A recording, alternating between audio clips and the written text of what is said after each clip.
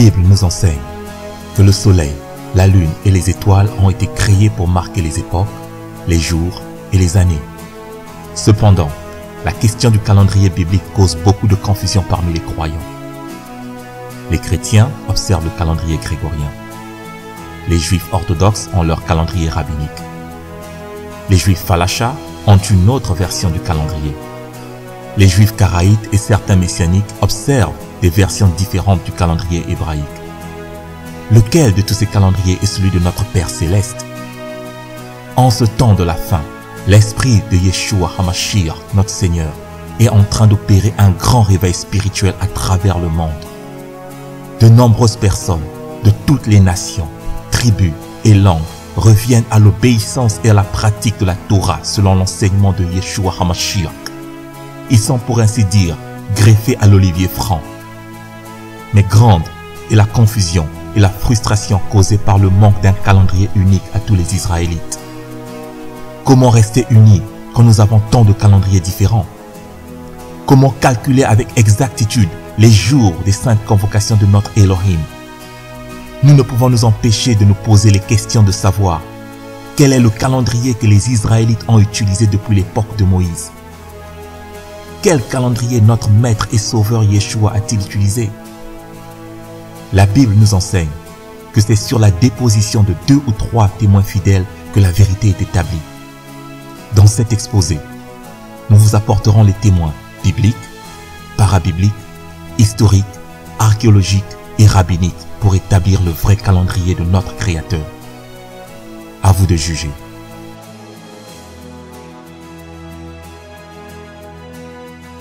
Le vrai calendrier hébraïque est composé de 2 mesures de temps. Le temps universel ou le temps visible et le temps de l'alliance ou le temps audible. Les anciens Hébreux utilisaient un calendrier bidimensionnel. Malheureusement, cette perception bidimensionnelle du temps a été jetée dans l'oubli et le peuple de Dieu s'est adonné à certaines traditions calendaires dont les origines se trouvent dans les calendriers des cultes des dieux païens. Je vais commencer par parler de la première mesure de temps, ou le temps universel. Cette mesure de temps est celle qui a été donnée à l'humanité tout entière. Elle est perceptible au travers des mouvements des astres et au travers des changements saisonniers annuels. C'est ce qu'on appelle les charrettes des cieux, ou Merkavot Hashamayim en hébreu.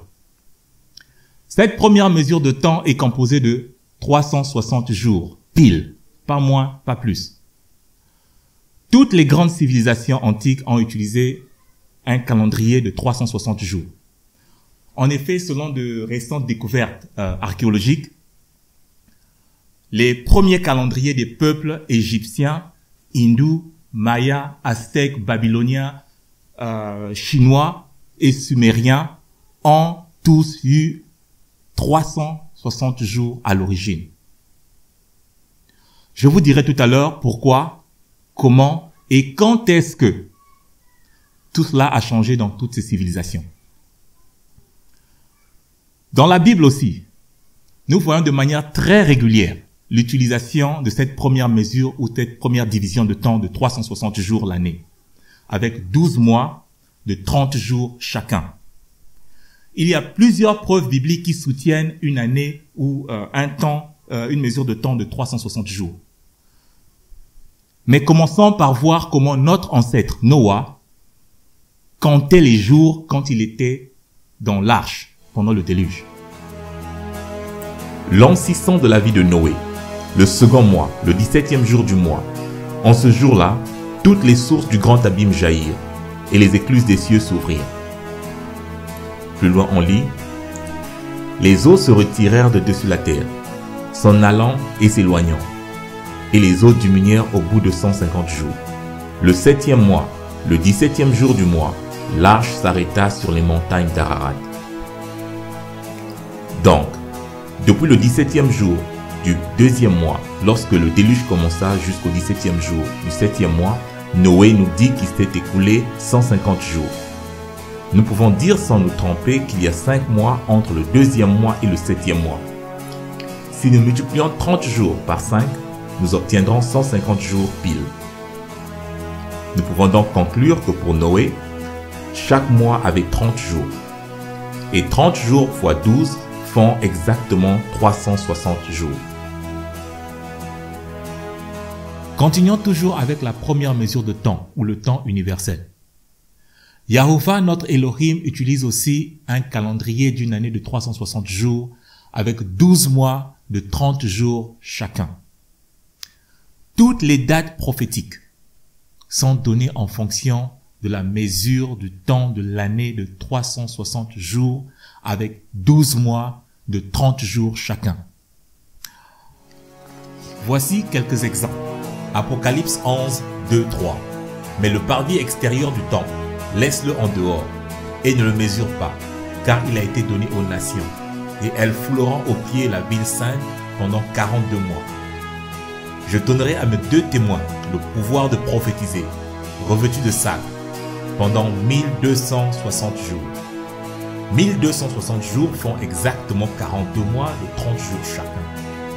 Ceci fait exactement 3 ans et 6 mois en année de 360 jours. Nous voyons également ces 3 ans et demi comptés en année de 360 jours dans Apocalypse 12, 6. Et la femme s'enfuit dans le désert, où elle avait un lieu préparé par Dieu, afin qu'elle y fût nourrie pendant 1260 jours. Et puisque la Bible s'explique d'elle-même, Apocalypse 12, 14 nous dit que les 1260 jours sont égales à 3 ans et demi en année de 360 jours. Et les 2 ailes du grand aigle furent données à la femme, afin qu'elle s'envolât au désert vers son lieu, où elle est nourrie un temps, des temps et la moitié d'un temps, loin de la face du serpent. Donc, les 1260 jours sont égales à 3 ans et demi ou 42 mois de 30 jours chacun. Les 70 semaines de Daniel 9 se traduisent également en année de 360 jours. Faute de temps, je ne veux pas m'y attarder.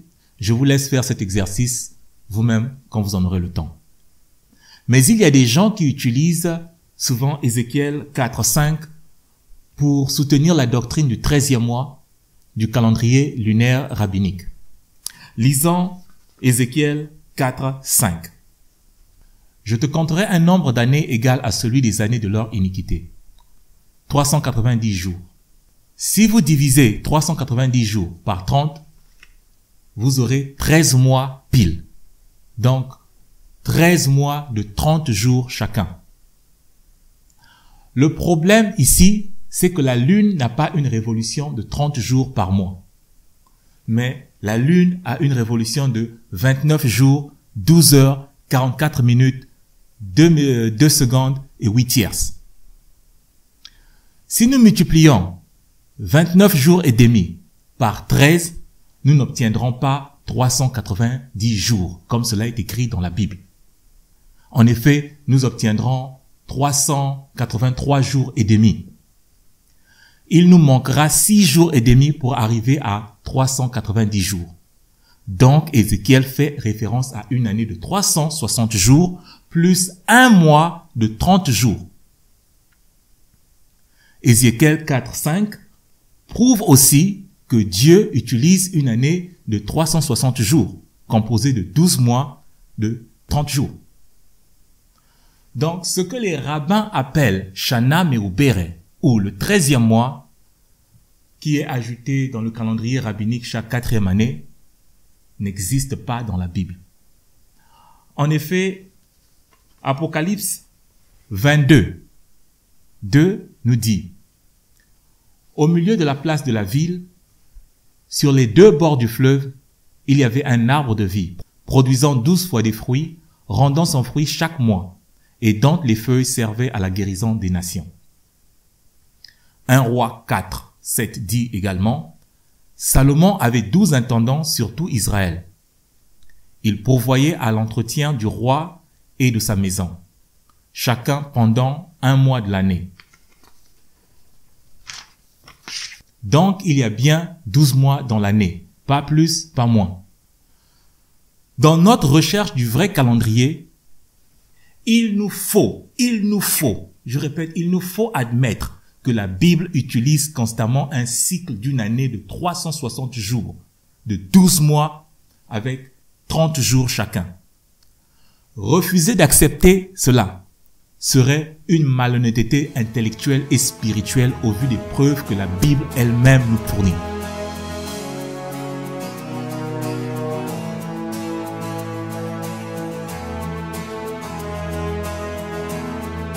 Si vous vous rappelez, je venais de vous dire tout à l'heure que toutes les anciennes civilisations du monde avaient un calendrier de 360 jours à l'origine.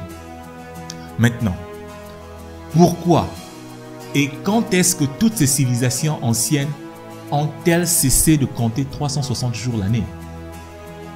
Selon l'archéologie, toutes ces grandes civilisations ont eu un calendrier de 360 jours jusqu'au 8e siècle avant notre ère, ou 800 ans avant Yeshua HaMashiach. Ceci correspond à la période où a vécu le roi Ézéchias. Rappelez-vous que le roi Ézéchias était malade et sur le point de mourir quand le prophète Ésaïe fut envoyé par Dieu lui dire qu'il devait bientôt mourir et qu'il devait faire son testament. Le roi Ézéchias se tourna contre le mur et se mit à pleurer tout en rappelant à Dieu qu'il avait vécu sa vie en lui obéissant. Dieu ordonna donc au prophète Ésaïe de repartir voir le roi Ézéchias et lui dire qu'il ne mourra plus maintenant, mais qu'il lui donnait 15 autres années de vie. Et comme signe que c'est Dieu qui l'a guéri de sa maladie mortelle, Dieu dit « Je ferai reculer de 10 degrés en arrière, avec le soleil, l'ombre des degrés qui est descendu sur les degrés d'Akaz. » Et le soleil recula de 10 degrés sur les degrés où il était descendu. Ce miracle accordé au roi Ézéchias avait causé le dérèglement du calendrier de 360 jours dans toutes les anciennes civilisations. En faisant reculer de 10 degrés l'ombre du soleil sur le cadran solaire, Dieu venait d'arracher le temps universel à l'humanité. Et ce temps deviendra ainsi une propriété exclusive de Dieu dans ses rapports avec les Israélites. Le recul de 10 degrés de l'ombre du soleil sur le cadran solaire a eu des répercussions sur toutes les anciennes civilisations qui utilisaient un calendrier de 360 jours. En Égypte, par exemple, vers le 7e siècle avant notre ère, tout pharaon qui accédait au pouvoir devait passer par une cérémonie au cours de laquelle il devait promettre qu'il fera tout son possible pour réparer le calendrier et qu'il soutiendra le dieu Ra, donc le soleil, dans sa maladie. Les Égyptiens avaient donc ajouté 5 jours intercalaires dans le calendrier de 360 jours. Ils sont les premiers à avoir eu un calendrier de 365 jours. Ce n'est pas étonnant que Jules César ait choisi l'Égypte pour regrouper tous les sages de toutes les religions pour créer le calendrier julien de 365 jours et un quart. Les Grecs, les Grecs et les Babyloniens, quant à eux, avaient commencé à ajouter un mois intercalaire chaque 3 ans ou 4 ans. Et très tôt, ils se sont tournés vers un calendrier lunaire. Les Éthiopiens ont gardé le calendrier solaire de 360 jours, avec 12 mois de 30 jours chacun. Mais ils ajoutent un mois intercalaire chaque 5 ans ou 6 ans.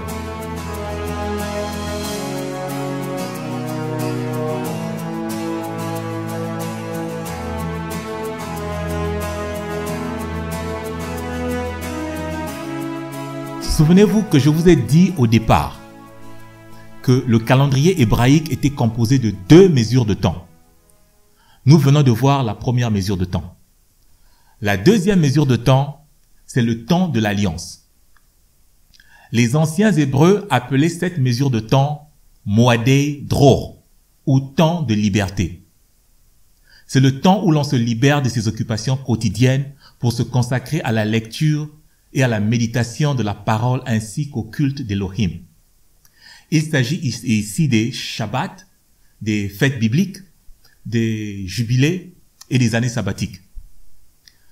Cette mesure de temps est aussi appelée Mikrae Kodesh ou Sainte Convocation. C'est Moadei Dror ou temps de liberté sont caractérisés par des divisions du chiffre 7. En effet, chaque 7e jour, c'est le Shabbat. Chaque 7 premiers mois de l'année, il y a 7 saintes convocations. Chaque 7e année, c'est le Shemitah. Chaque 7 fois 7 ans, c'est le jubilé. La fête des pains sans levain dure 7 jours. Il y a 7 semaines entre la fête des prémices et Shavuot. Les 52 semaines de Shabbat plus les 18 Shabbats des saintes convocations font 70 jours. Et l'on peut continuer longtemps avec ces divisions de la valeur du chiffre 7. Pour maintenir l'équilibre de la mesure du temps de l'Alliance qui est basée sur des divisions du chiffre 7, on ajoute 4 jours intercalaires dans l'année de 360 jours. Ceci nous donne un calendrier de 364 jours l'année. Les 4 jours intercalaires sont ajoutés à la fin du 3e mois, du 6e mois, du 9e mois et du 12e mois. Ainsi, l'année est divisée en 4 partitions de 91 jours chacune. Et chaque partition ou trimestre comporte 13 Shabbats. Le total fait 52 Shabbats l'année. Les 2 premiers mois de chaque partition ou trimestre sont de 30 jours chacun. Puis, le 3e mois de chaque trimestre est de 31 jours à cause du jour intercalaire. L'année commence toujours le 4e jour de la semaine qui suit l'équinoxe du printemps. Avec le calendrier solaire de 364 jours, vous pouvez déduire en avance le jour et la date du début de chaque mois. Ainsi, pour chaque trimestre de l'année, le premier mois commence toujours un mercredi. Le 2e mois commence toujours un vendredi et le 3e mois commence toujours un dimanche. Et le dernier Shabbat de chaque trimestre est toujours au 28e jour du mois. Ainsi, pour les saintes convocations, le premier jour du premier mois tombe toujours un mercredi. Le jour de la Pâque commence toujours un mardi au coucher du soleil et se termine mercredi au coucher du soleil. Le premier jour de la fête des pains sans levain commence toujours un mercredi au coucher du soleil. La fête des prémices de l'orge est toujours le premier dimanche après la fin de la fête des pains sans levain. Shavuot tombe toujours un dimanche. Yom Teruah tombe toujours un mercredi. Yom Kippourim tombe toujours un vendredi. La fête de Sukkot, qui dure 8 jours, commence et se termine toujours un mercredi. Les dates et les jours du vrai calendrier biblique ne varient pas d'année en année. Selon la culture des anciens Hébreux, si vous voulez compter les années de votre vie, vous les comptez selon le cycle de 360 jours. Mais si vous voulez compter les années sabbatiques ou les jubilés, vous compterez en cycle de 364 jours. Les sacrificateurs lévites, descendants d'Aaron, étaient chargés de synchroniser le cycle annuel de 360 jours avec celui de 364 jours. Gardez à l'esprit que ce calendrier de 364 jours est un calendrier solaire et non lunaire. Le cycle lunaire ne compte que 354 jours. Donc, il a 10 jours de moins sur le calendrier de l'Alliance. Si vous suivez le calendrier lunaire rabbinique de 354 jours, au bout de 3 ans, vous perdrez un mois et vous risquerez de célébrer la Pâque en hiver, alors que la Bible est claire que le mois de Pâques doit toujours être au printemps. Pour éviter que les fêtes des débuts d'année ne puissent décaler entre les saisons, les rabbins avaient ajouté un 13e mois chaque 4 ans. C'est ce qu'ils appellent Shana Me'uberet, ou l'année en gestation. Mais dans la Bible, il n'y a pas de 13e mois. La Bible répète à plusieurs reprises qu'il y a 12 mois dans l'année. Dans Apocalypse 22, on nous dit qu'il y avait un arbre de vie au milieu de la ville qui produisait 12 fois des fruits, une fois pour chaque mois de l'année.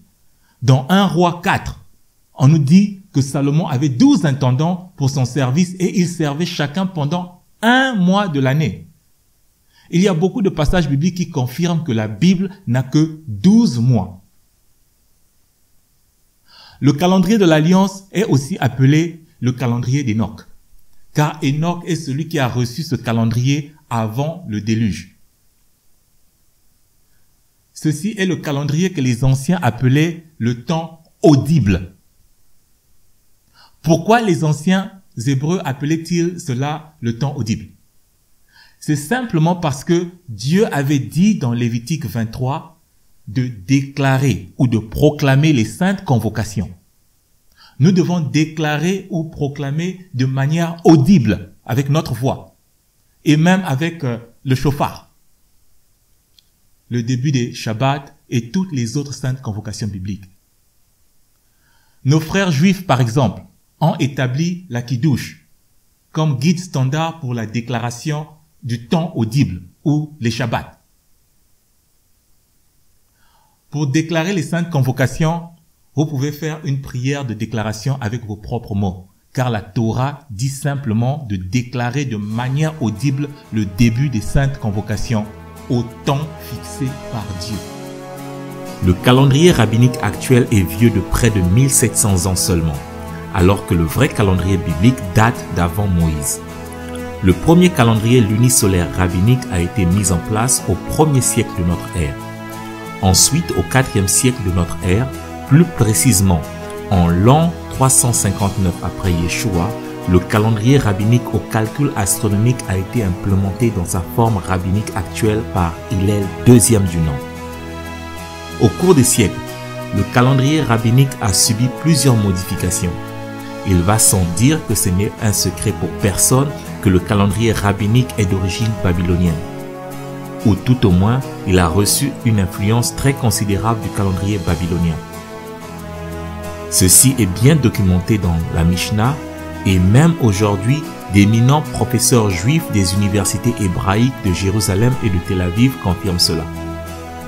Il serait donc présomptueux et inexact de dire que Yeshua HaMashiach, notre Seigneur, ait utilisé une forme quelconque d'un calendrier rabbinique.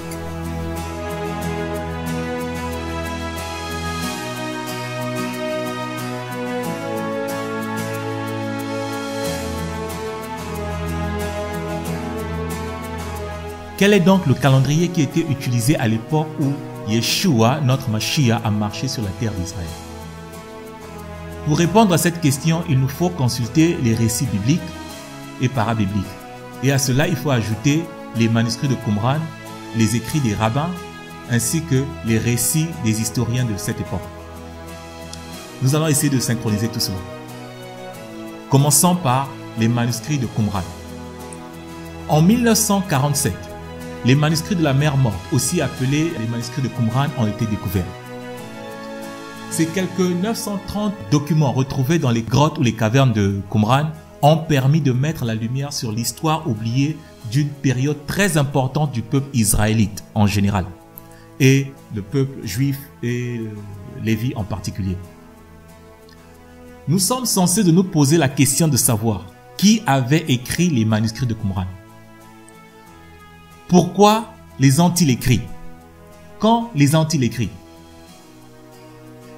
Plusieurs savants, chercheurs et théologiens ont attribué les textes de Qumran aux Esséniens. Moi, je ne partage pas cet avis. Je crois que c'était une librairie des Kohanim, des anciens prêtres ou sacrificateurs de la famille d'Aaron. Pourquoi je le dis?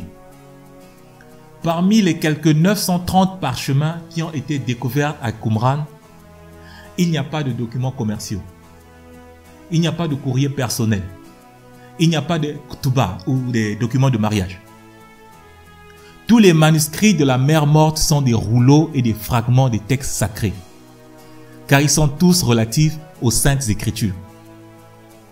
Si nous voulons réellement connaître l'identité de ceux qui ont écrit les documents de Qumran, il nous suffit de les ouvrir et de les lire. Car les identités des auteurs des manuscrits de Qumran y sont mentionnées à plusieurs reprises.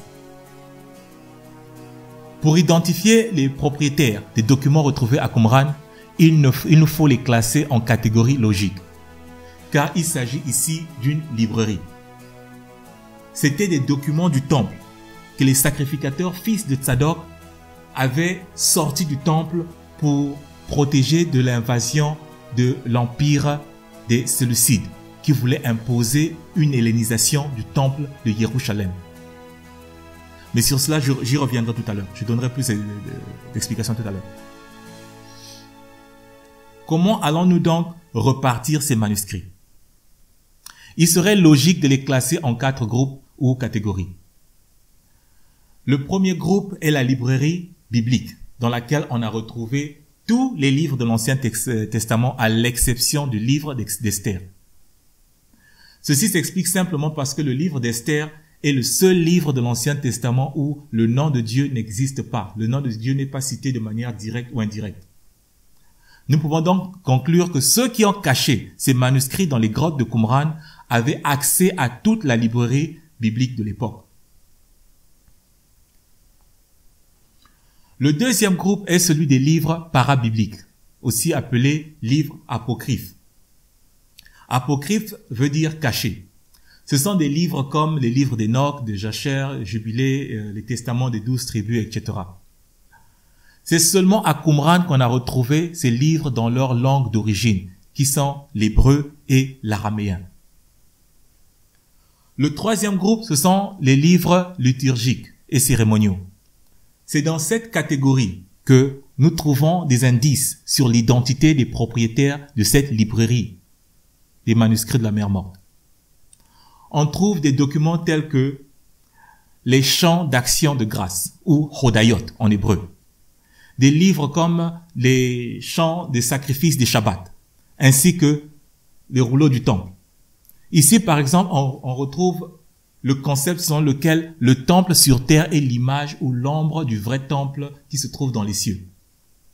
Les Kohanim ou prêtres croyaient qu'ils travaillaient en coalition et en synchronisation avec les anges des cieux dans le culte qui est rendu à Elohim, par les chants, par la prière, par les offrandes d'encens, etc. Pour ces sacrificateurs, la précision du temps était un élément crucial pour rester en synchronisation avec le temple céleste. D'où l'importance du calendrier de l'alliance entre Dieu et la tribu de Lévi.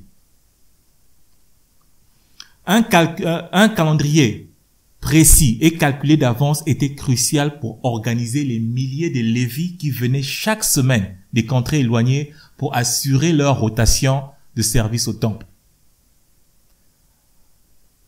Les Lévites ne pouvaient pas se fier à un cycle lunaire, à un calendrier de cycle lunaire dont le jour exact de l'apparition du croissant lunaire était et demeure imprédictible. Ils utilisaient des calculs précis pour être en synchronisation avec le temple céleste et pour organiser les tours de service de chaque famille au temple. Rappelez-vous que dans 1 Chronique 23, Daoud Amalek, ou le roi David, fit le dénombrement des Lévites et leur confia entre autres la tâche de chanter 24 heures sur 24 toute l'année dans le temple, à l'image du temple céleste. Et car au temple céleste, la louange ne s'arrête pas.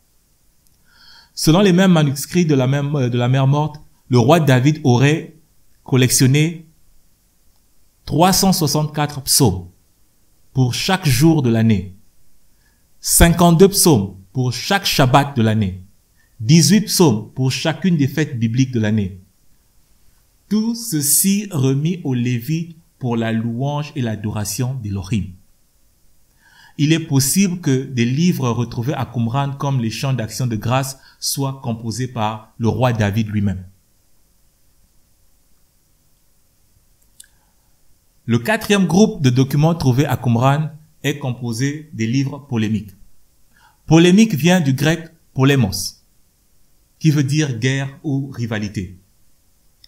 Ces écrits sont des écrits virulents et très agressifs à l'égard d'autres Lévis et Juifs. Ces Lévis de Qumran qui ont écrit des livres comme La guerre des fils de lumière contre les fils des ténèbres et des livres comme les Psharim, qui veut dire commentaire biblique. Dans ces livres, ils parlent de guerre spirituelle entre les justes et les injustes, entre eux, fils de lumière, qui sont dirigés par Moré Tzedek, ou l'enseignant de justice, qui se battent contre les fils des ténèbres, qui sont dirigés par le grand prêtre des ténèbres et de l'injustice. Dans ces écrits, il s'agit d'une dissension dans la société juive, causée par plusieurs facteurs, dont le calendrier et le service à l'autel demeurent les aspects les plus évoqués. C'est aussi dans ces littératures polémiques que les auteurs de ces manuscrits révèlent plusieurs centaines de fois leur identité. Ils s'identifient plusieurs fois comme étant les Hakohanim Bene Tzadok ve Anshe Britam, les sacrificateurs fils de Tzadok et les membres de l'alliance divine, bien sûr. 22 fois j'ai compté, ils s'identifient comme Bene Tzadok Hakohanim, les sacrificateurs fils de Tzadok. Plus de 100 fois, ils s'identifient comme Bene Aaron Hakohanim, les prêtres fils d'Aaron. Ils s'identifient plusieurs fois comme fils de Lévi ou encore les associés de Moïse. Ils utilisent régulièrement des termes comme Birkat Kohanim, la bénédiction des sacrificateurs stipulée dans Nombre 6. Seuls les fils d'Aaron sont censés pratiquer le Birkat Kohanim sur les enfants d'Israël. Personne d'autre n'a le droit, n'a ce droit. Si vous n'êtes pas un Kohanim, si vous n'avez pas le sang Aaron, faites un DNA test. Si vous n'avez pas le sang Aaron, ne touchez pas à cela. Vous serez en train d'attirer la foudre sur vous-même. Aucune fois, je répète, à aucun moment, ils se sont identifiés comme des Esséniens. Le mot Essène ou Essénien n'existe même pas dans toute la littérature trouvée à Qumran. Pire encore, le mot Essénien n'existe pas en hébreu. À Qumran, on a retrouvé des livres comme le rouleau du temple, qui décrit l'organisation du temple de Jérusalem. À aucun moment, ceux qui ont décrit les Esséniens ne les ont associés au temple ou aux fonctions liées à la tribu de Lévi. Dans les manuscrits de la mer Morte, on y retrouve des rouleaux comme les tours de garde des prêtres que le roi David avait établis dans 1 Chronique 23. Au vu de tout cela, comment associer ces manuscrits aux Esséniens qui n'avaient rien à voir avec le temple, quand la Torah est claire que le temple est la responsabilité de la famille d'Aaron et de la tribu de Lévi?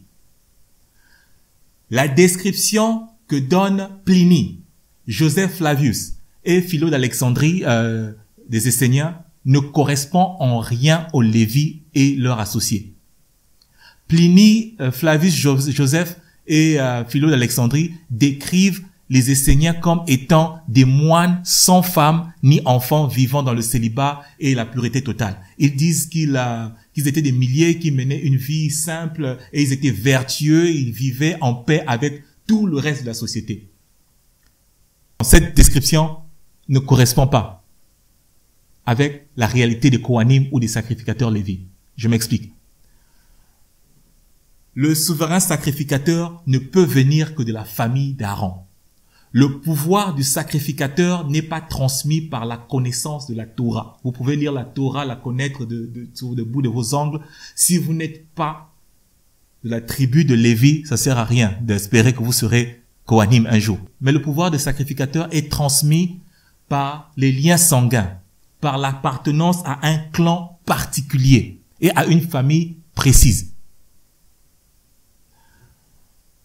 Donc, si les sacrificateurs décident de ne pas se marier, ni d'avoir des enfants, ils condamnent leur tribu et leur clan à disparaître, ce qui est une violation de la Torah. Avoir des enfants était un devoir sacré pour les Lévites qui constituent la tribu des chefs spirituels d'Israël. Et selon les écrits des prêtres de Qumran et de leurs associés juifs, il n'était pas question de paix avec des gens qui avaient foulé aux pieds l'alliance entre Dieu et les fils d'Aaron. Donc ce ne sont pas des Esséniens. Les rouleaux du temple de Damas et les règles communautaires mentionnent bien les femmes, les enfants ainsi que la vie de famille dans la communauté d'Israël. Pourquoi donc donner à ces prêtres ou aux fils de Lévi une identité qui n'est pas la leur? J'aimerais rappeler qu'à l'époque biblique, il y avait des eunuques. Et naturellement, ces eunuques ne pouvaient pas se marier, ni avoir d'enfants. Ces eunuques consacraient leur vie soit à servir les autorités humaines, soit à servir Dieu, comme Yeshua nous le dit dans la Bible. Car il y a des eunuques qui le sont dès le ventre de leur mère. Il y en a qui le sont devenus par les hommes. Et il y en a qui se sont rendus tels eux-mêmes à cause du royaume des cieux. Que celui qui peut comprendre, comprenne. Toutefois, il ne faut pas oublier que la Torah comporte une instruction spéciale pour les eunuques. Celui dont les testicules ont été écrasés ou l'urètre coupé n'entrera point dans l'assemblée de l'Éternel. Dans les manuscrits de Qumran, il y a un commentaire de cette loi du célibat des eunuques et de leur interaction avec le reste de la société ou de la communauté israélite, notamment dans les assemblées solennelles. Mais malheureusement, beaucoup de personnes ont compris ce commentaire comme disant que les prêtres de Qumran vivaient dans le célibat. Quand les manuscrits de Qumran avaient été découverts en 1947, les moines catholiques qui se sont appropriés les documents les ont attribués aux moines esséniens dans le but de réclamer une certaine légitimité ancestrale de leur pratique du célibat. Étant donné que le Vatican a eu beaucoup d'influence dans ce projet, le pape imposa sa vision de l'identité ou des auteurs des manuscrits de Qumran aux savants, aux chercheurs et aux théologiens et tous les érudits qui se joignirent à ce projet. Loin de moi la prétention que tous ces savants, chercheurs et théologiens avaient été incompétents. Loin de moi. Ils ont fait un travail remarquable qui va influencer plusieurs générations d'hommes. Le problème, c'est que pour garantir leur accès aux documents, ils se sont courbés aux injonctions de Rome et de ses associés. Aujourd'hui, si nous voulons rétablir la vérité, il nous appartient de réattribuer ces documents à leurs auteurs ou à leurs propriétaires, les Lévi, fils de Tsadok. Plusieurs chercheurs et savants qui ont travaillé sur ces textes sont aujourd'hui en train de dénoncer cette attribution irrationnelle des textes aux Esséniens. Aujourd'hui, plusieurs de ces savants confirment que ce sont des textes des fils de Tsadok. Donc, arrêtons de mentionner le mot essénien quand nous parlons des textes de Qumran.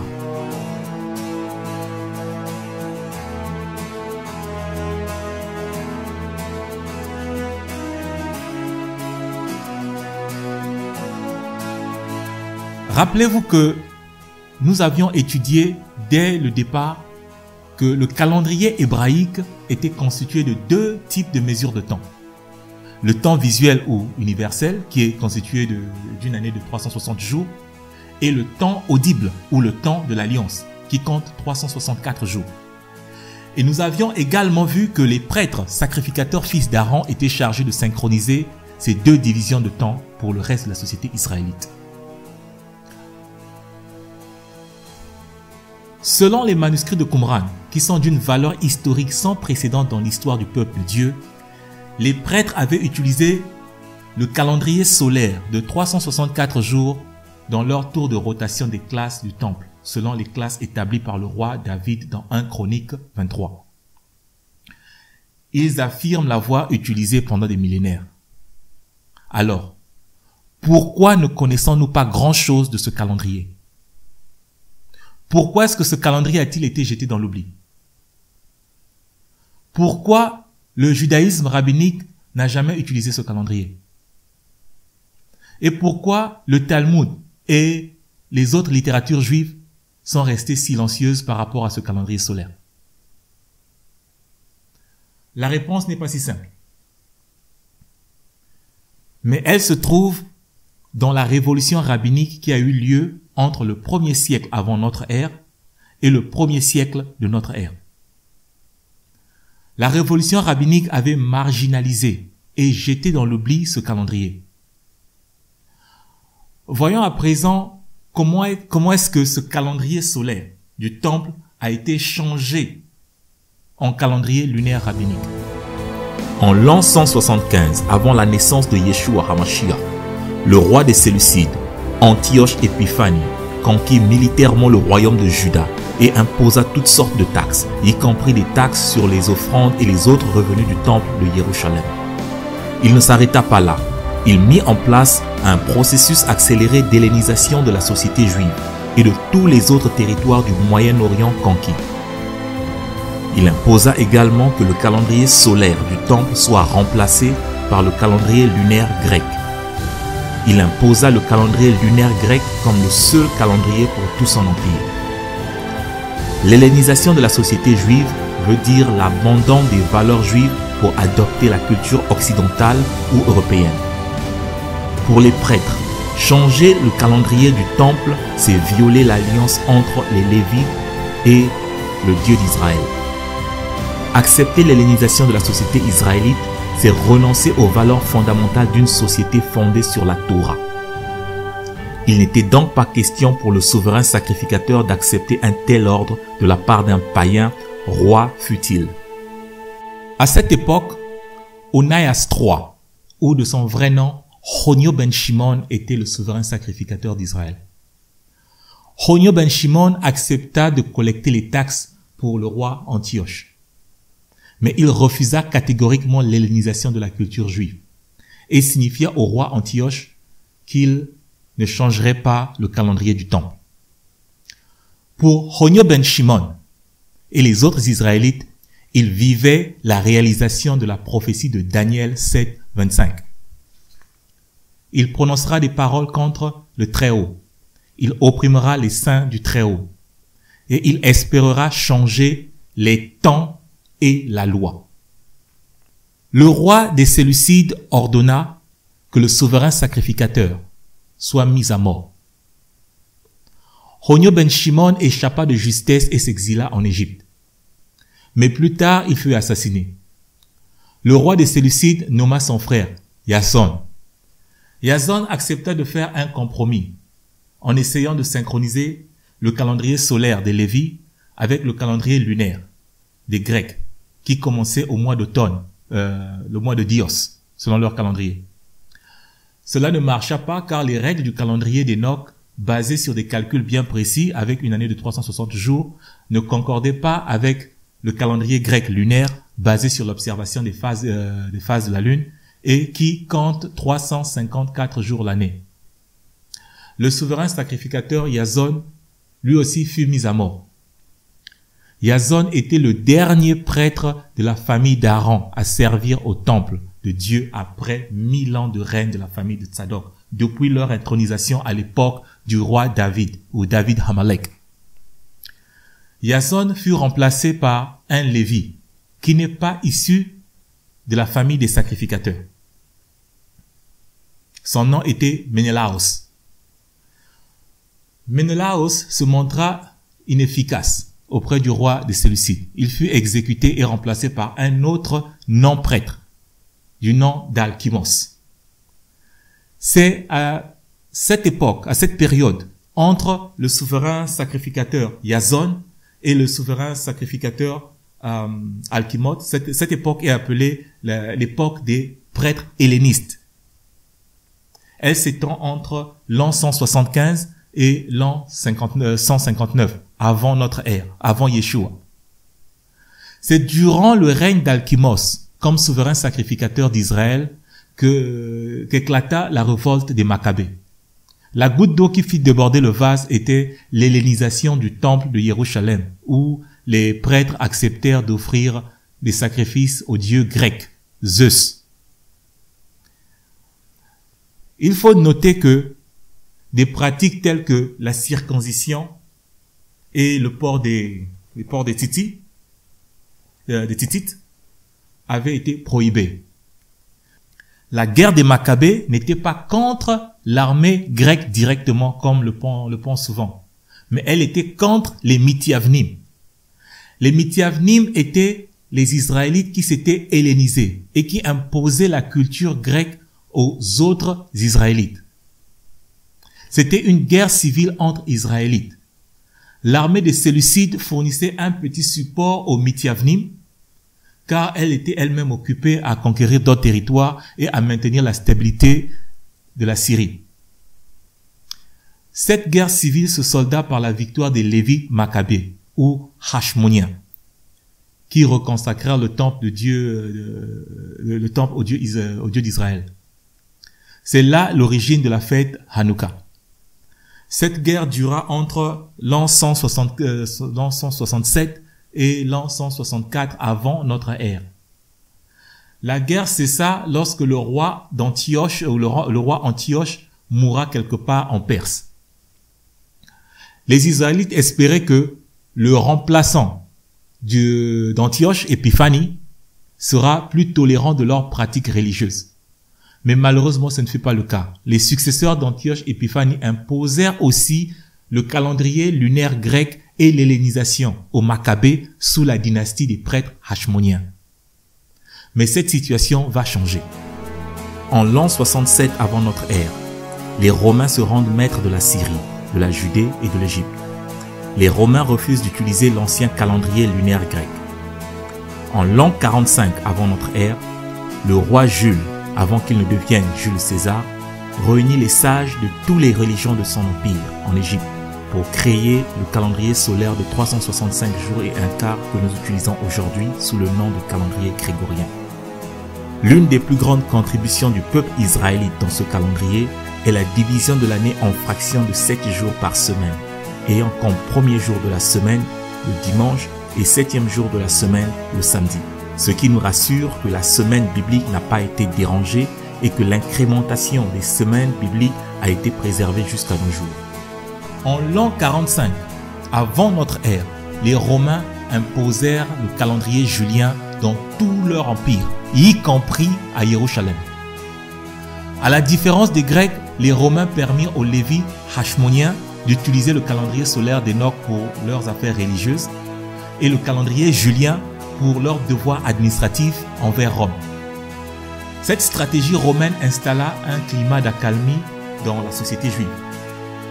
Le calendrier solaire biblique de 364 jours était donc rétabli au temple de Jérusalem. Cela fit rallier au temple certains prêtres de Qumran qui avaient jusque-là refusé de servir Dieu au temple avec le calendrier lunaire. Plus tard, quand Hérode entreprit la rénovation du temple, plusieurs des autres familles des prêtres revinrent au temple. Mais certains des sacrificateurs fils de Tsadok, qui sont aussi des auteurs parmi les auteurs des manuscrits de Qumran, s'exilèrent en Égypte et ne revinrent plus en Israël, car ils étaient la cible des persécutions de tous les partis en Israël. Les Hashmoniens, qui étaient des Lévites, mais pas de la famille des souverains sacrificateurs Tsadok, se donnèrent ou usurpèrent le nom de Tsadok. D'où dans le Nouveau Testament, ils sont connus non comme Hashmoniens, mais comme Sadducéens ou Tsadukim, qui veut dire ceux de Tsadok. Les dissensions, les rivalités et la corruption des prêtres vont paver le chemin pour la montée d'une nouvelle classe dirigeante religieuse appelée pharisiens. Les pharisiens vont révolutionner de manière drastique la foi juive et introduire le calendrier rabbinique. Le pharisianisme rabbinique prend naissance à partir du conflit entre les Lévites issus de Tsadok et les Lévites hashmoniens. Les pharisiens apparaissent autour de l'an 167 avant notre ère. Il n'a existé aucun pharisien 200 à 250 ans avant Yeshua HaMashiach. Qu'est-ce que le pharisianisme rabbinique au 1er siècle avant Yeshua? Le mot pharisien veut dire pourchim, c'est-à-dire séparatiste. Ils se présentent comme les interprétateurs des Saintes Écritures. Leur devise en hébreu est « Lifrosh lachem al pi Adonai ». En fait, ils se proposent de clarifier ou d'interpréter ce qui sort de la bouche d'Adonai. Ils introduisent des concepts nouveaux comme Masorat, ou tradition, et Torah Shabbat Peh, ou loi orale. Vers l'an 80 après Yeshua, les pharisiens ne veulent plus entendre parler de prophètes, de prophéties ou d'écrire de nouveaux livres inspirés par Dieu. Ils insistent qu'ils doivent choisir parmi les livres considérés comme saints à l'époque, ceux qu'ils vont canoniser, et le reste doit être jeté. Il y a une profonde différence entre Kohanim, prêtres, et Purshim, pharisiens. Les prêtres insistent que tout ce qui est sacré doit être écrit. Les pharisiens insistent qu'il est temps de fermer les livres de la Bible et de commencer à les interpréter en créant des traditions. Les Kohanim ou prêtres insistent sur la révélation de la sainteté divine des textes. Les pharisiens insistent sur le fruit de la production de la pensée des rabbins qui doit être exalté. Les Kohanim n'attachent pas d'importance aux auteurs des textes saints, mais l'importance est donnée au contenu des Saintes Écritures. Par contre, pour les pharisiens, ils insistent sur la délibération orale des rabbins. Ainsi, chez les rabbins, nous avons des auteurs des traditions. Et chaque enseignement des pharisiens commence toujours par Rabbi Akiva a dit, Rabbi Shimon a dit, Rabban Gamaliel a dit, etc. Alors que dans les textes bibliques et même dans les littératures des Kohanim, nous avons des « ainsi dit l'Éternel ».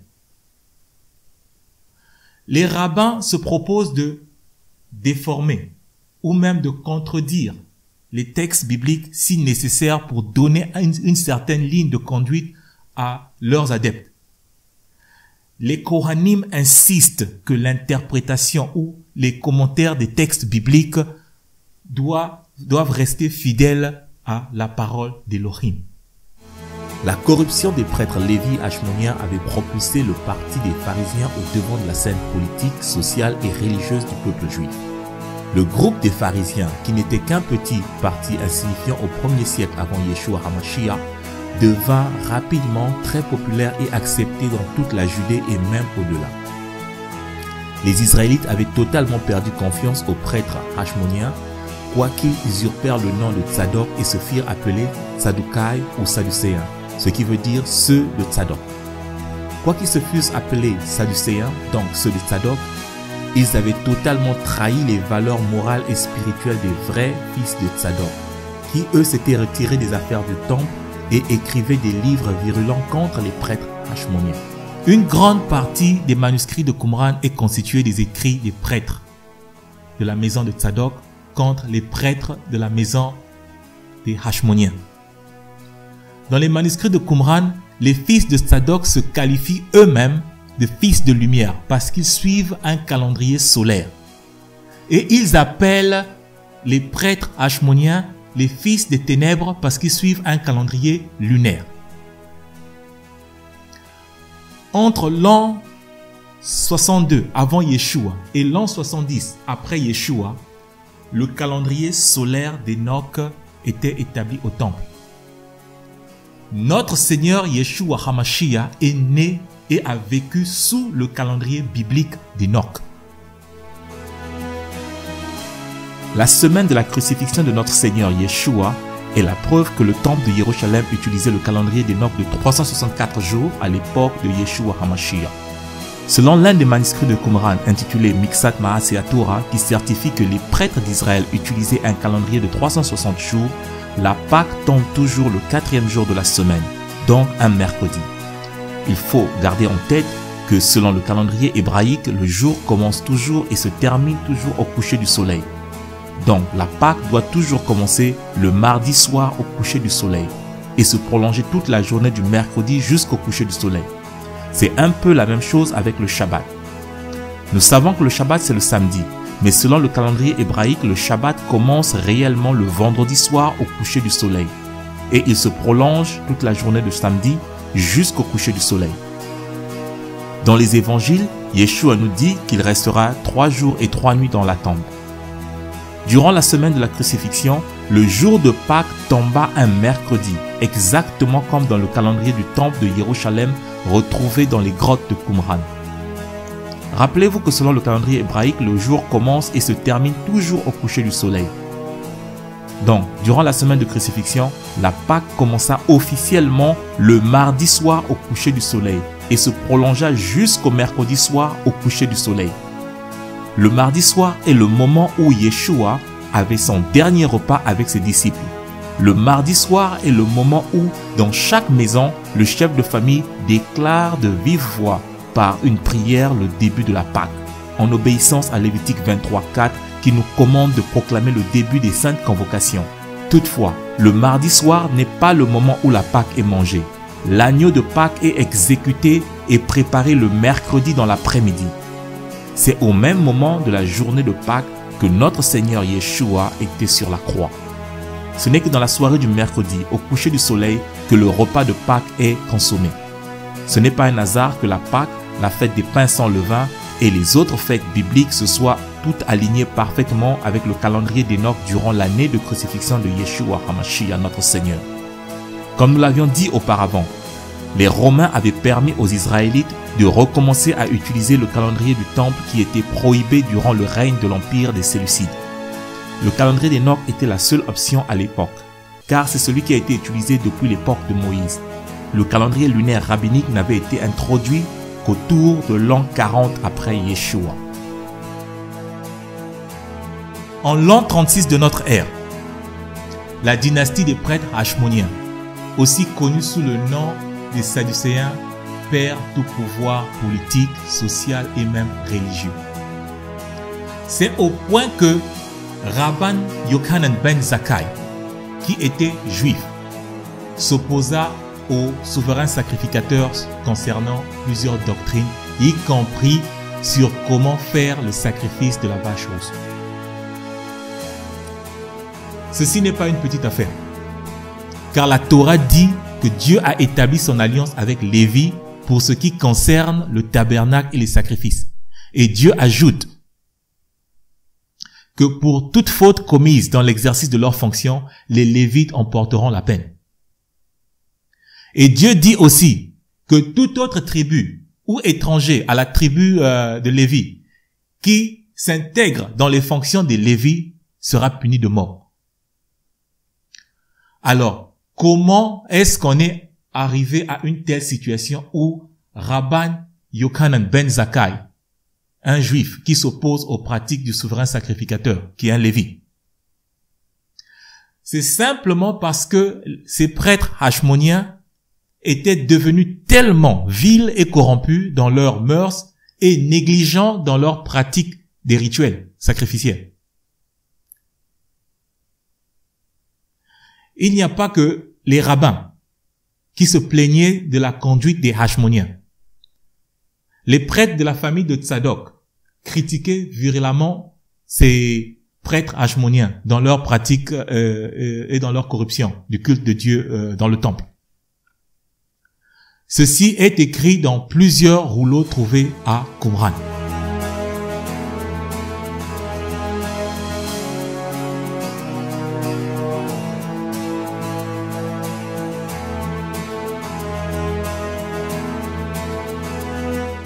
Comme je l'ai mentionné tout à l'heure, entre l'an 175 et l'an 45, avant notre ère, Israël a connu 3 calendriers. Le premier, celui d'Enoch, le calendrier solaire de 364 jours que les prêtres ont utilisé depuis l'époque de Moïse. Ensuite, le calendrier lunaire antiochien que les Grecs avaient imposé aux Israélites. En l'an 45, l'Empire romain introduit le calendrier julien de 365 jours et un quart. Un quart parce que chaque 4 ans, le mois de février doit avoir 29 jours.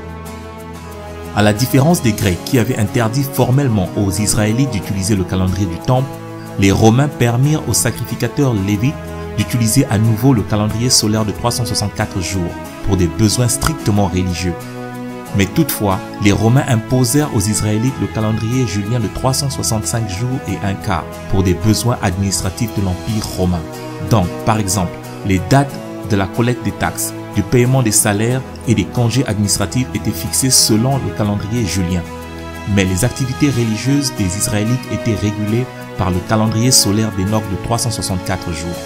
Les historiens sont tous presque unanimes que l'Empire romain avait donné assez de liberté religieuse dans tout son empire, y compris en Judée. Ceci est même constaté dans le Nouveau Testament. Paul allait ouvrir la bouche lorsque Galion dit aux Juifs « S'il s'agit de quelques injustices ou quelques méchantes actions, je vous écouterai comme de raison, ô Juifs. Mais s'il s'agit de discussions sur une parole, sur des noms et sur votre loi, cela vous regarde. Je ne veux pas être juge de ces choses. » Dans Jean 18, 31, on lit « Sur quoi Pilate leur dit « Prenez-le vous-même et jugez-le selon votre loi. » C'est cette attitude des Romains qui avait permis aux Hachmoniens d'utiliser de nouveau le calendrier solaire d'Enoch à partir de l'an 62 avant notre ère. En l'an 37 de notre ère, la dynastie corrompue des prêtres hachmoniens s'écroule. Elle perd tout pouvoir socio-politique et religieux. Les pharisiens n'ont plus d'opposants sérieux dans toute la communauté juive. Les rabbins pharisiens avaient compris que pour consolider leur pouvoir durement acquis, il leur fallait se détacher du calendrier des sacrificateurs lévites. Car n'oubliez pas que dans toutes les civilisations, c'est toujours l'élite qui dicte le calendrier. Même dans la nation d'Israël d'aujourd'hui, le calendrier juif est dicté par celui qui a le pouvoir. Le calendrier juif aujourd'hui n'est pas dicté par l'Office israélien des affaires religieuses, ni par le rabbinat juif orthodoxe. Mais le calendrier juif est dicté par le Misrad Rosh HaMemshala, ou le bureau du Premier ministre. C'est le Premier ministre qui a le pouvoir en Israël aujourd'hui.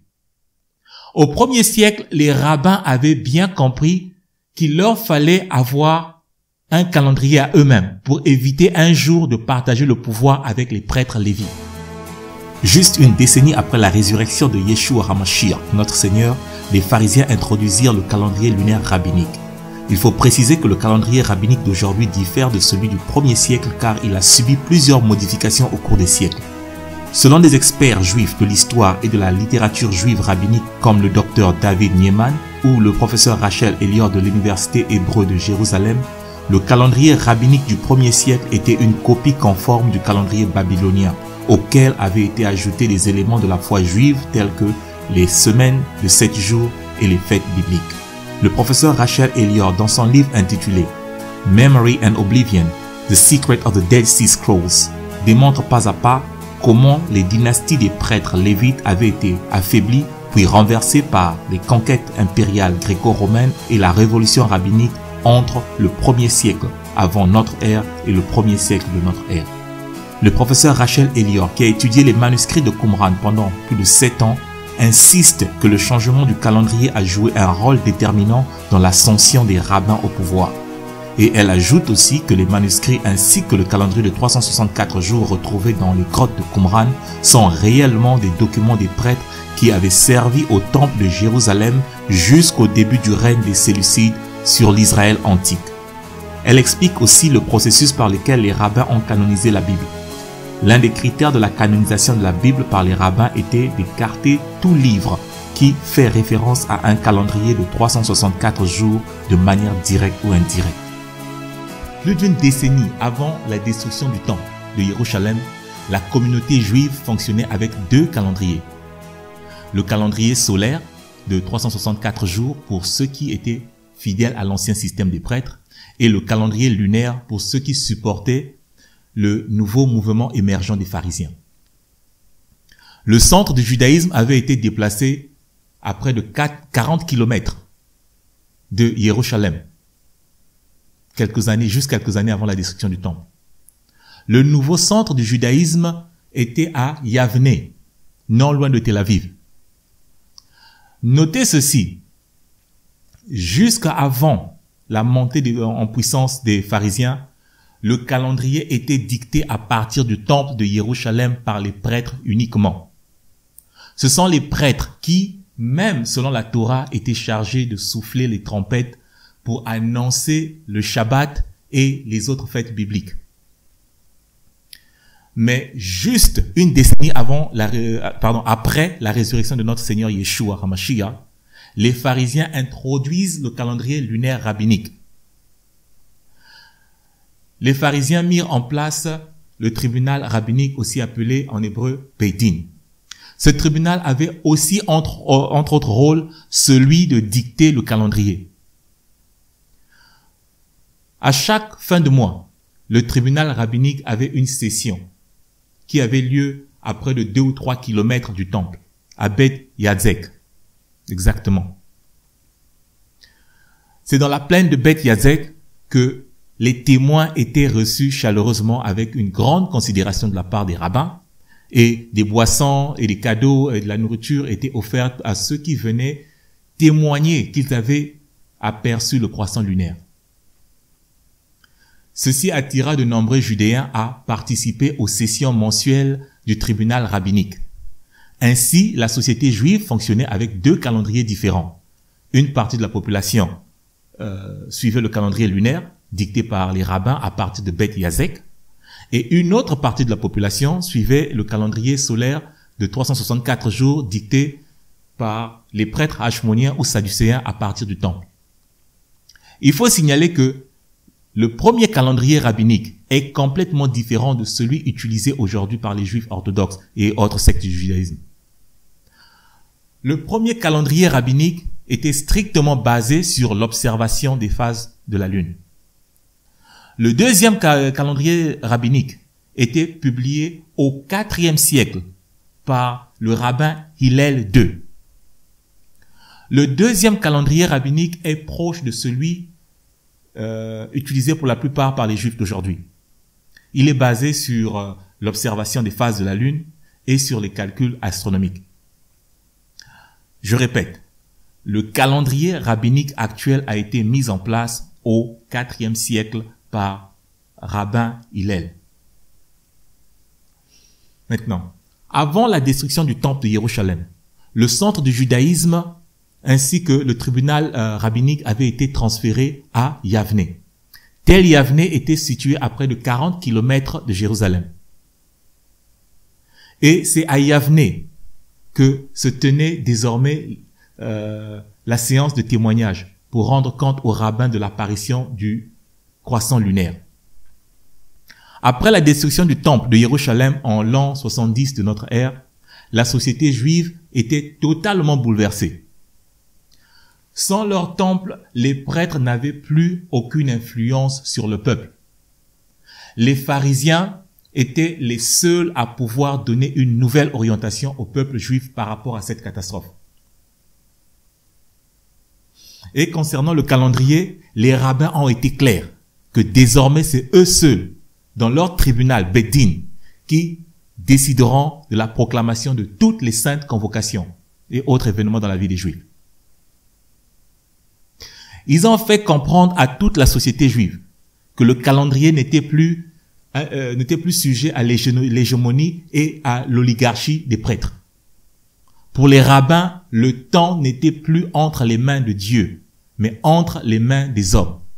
Cette décision du contrôle total du calendrier par les rabbins ou les Tanahim est clairement déclarée dans la Mishnah Rosh Hashanah. La fête de Rosh Hashanah n'est pas dans la Bible. Rosh Hashanah, en tant que fête, apparaît pour la première fois dans la Mishnah Rosh Hashanah.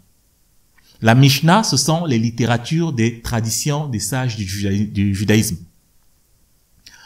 Alors, qu'est-ce que les rabbins nous disent dans la Mishnah Rosh Hashanah sur le changement du calendrier?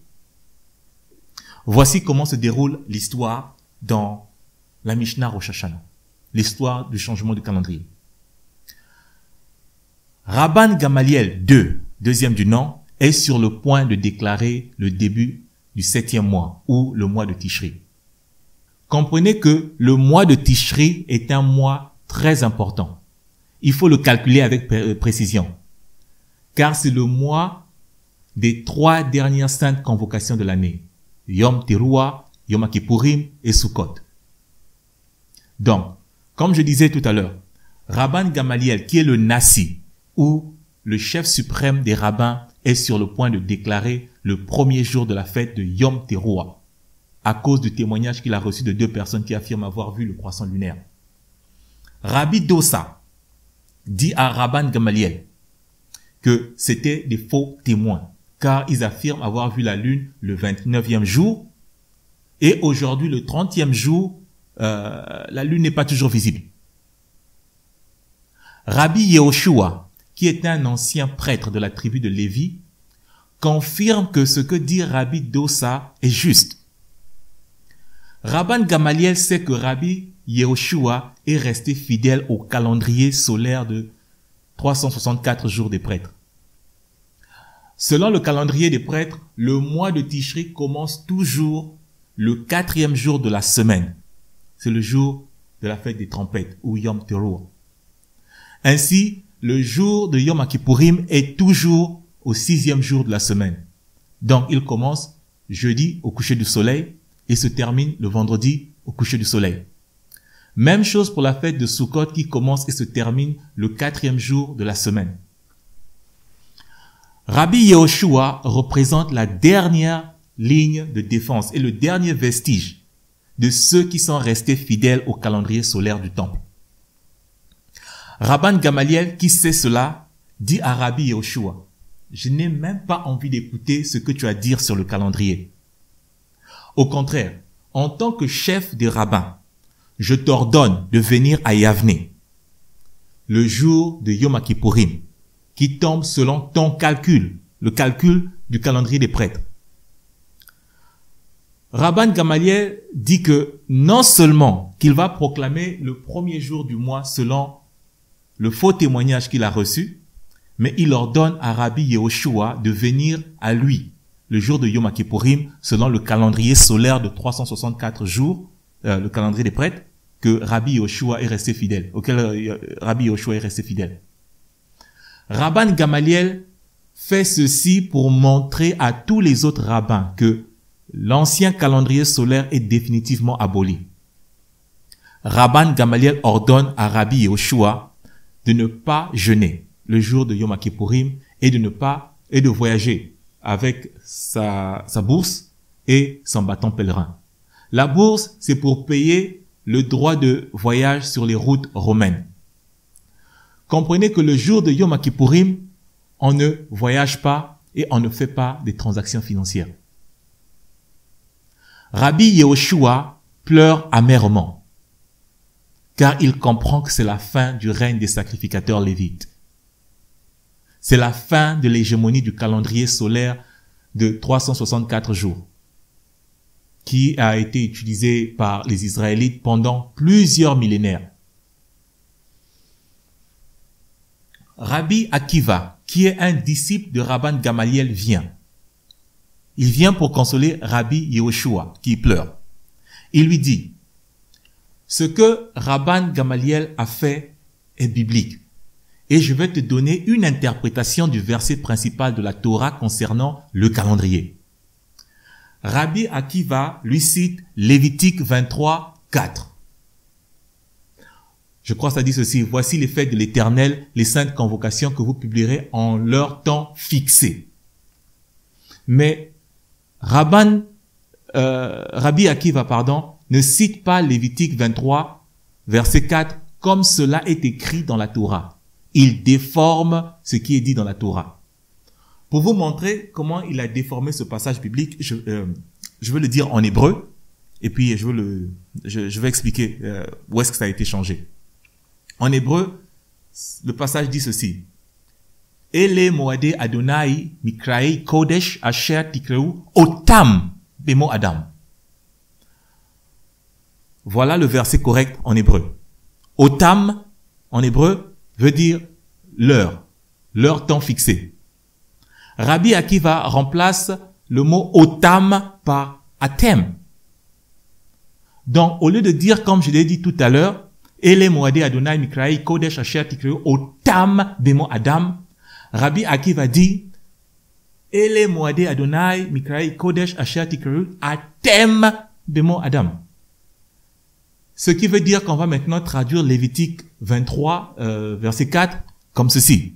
Voici les saintes convocations, voici les fêtes de l'Éternel, les saintes convocations que vous publierez en votre temps fixé. Rabbi Akiva ajoute que ce n'est pas grave si tu déclares les saintes convocations de l'Éternel en leur temps fixé ou non. Et Rabbi Akiva conclut que je n'ai pas d'autre calendrier que celui qui est décidé par le tribunal Bedin. Rabbi Yehoshua s'incline à la majorité et rejeta son calendrier solaire de 364 jours pour suivre le calendrier lunaire rabbinique. C'est ici le moment de l'histoire où les leaders du peuple israélite ont d'un commun accord décidé d'instaurer un nouvel ordre calendaire, où l'année commence par une fête appelée Rosh Hashanah au 7e mois, donc au mois de Tishri, au lieu du premier mois comme stipulé dans la Torah. Ce nouvel ordre calendaire est basé sur l'observation de la lune et non sur le calendrier solaire précalculé. Et il autorise potentiellement à tout individu de se constituer témoin de la lune devant le tribunal qui décidera selon ses propres règles de déclarer le début d'une festivité ou non.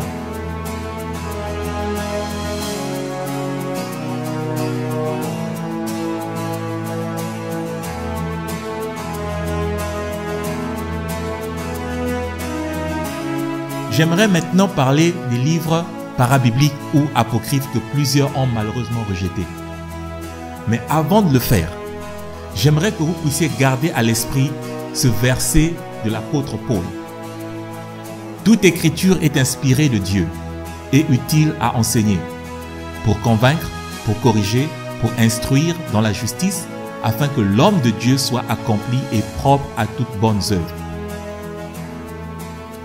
Quand l'apôtre Paul écrit cette lettre à Timothée, ce qu'on appelle Ancien Testament n'est pas encore canonisé.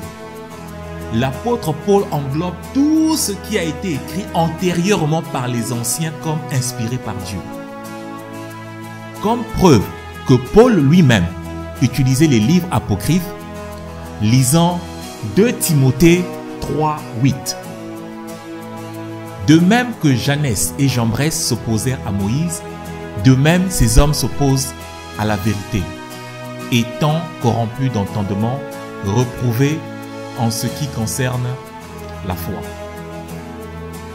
Ce qui nous intéresse ici, c'est la mention des noms de Janès et Jambres. À part dans ce verset de 2 Timothée 3.8, il n'y a aucune mention de Janès et Jambres dans la Bible. Vous ne trouverez pas Janès et Jambres dans l'Ancien Testament. Alors, qui sont-ils? Comment se sont-ils opposés à Moïse? Janès et Jambres sont cités dans un seul livre. C'est dans le livre de Jacher, dans Jacher chapitre 79, verset 27. Janès et Jambres font partie des grands magiciens que Pharaon avait appelés pour contrecarrer les miracles que Elohim faisait au travers de Moïse. Par exemple, lorsque Moïse transforma son bâton en serpent, Janès et Jambres firent de même. C'est par des tours de magie que Janès et Jambres s'opposèrent à Moïse. Mais cela n'est mentionné nulle part dans les Écritures de l'Ancien Testament que nous avons. C'est seulement dans le livre de Jacher. C'est le seul endroit où on peut trouver cette connaissance. Et c'est le seul endroit que Paul pouvait trouver cette connaissance. Dans Jude 9.1, dans Jude 1.9, Jude parle de l'ange Michaël, qui se dispute le corps de Moïse avec le diable. Où trouve-t-il cette information? C'est dans un livre appelé le Testament de Moïse, si je ne me trompe. C'est dans ce livre que se trouve cette information. Dans Jude 1, 14, 15, nous lisons.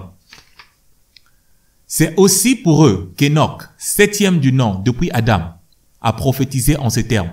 Voici le Seigneur est venu avec ses saintes myriades pour exercer un jugement contre tous et pour faire rendre compte à tous les impies parmi eux de tous les actes d'impiété qu'ils ont commis et de toutes les paroles injurieuses qu'ont proférées contre lui les pécheurs impies.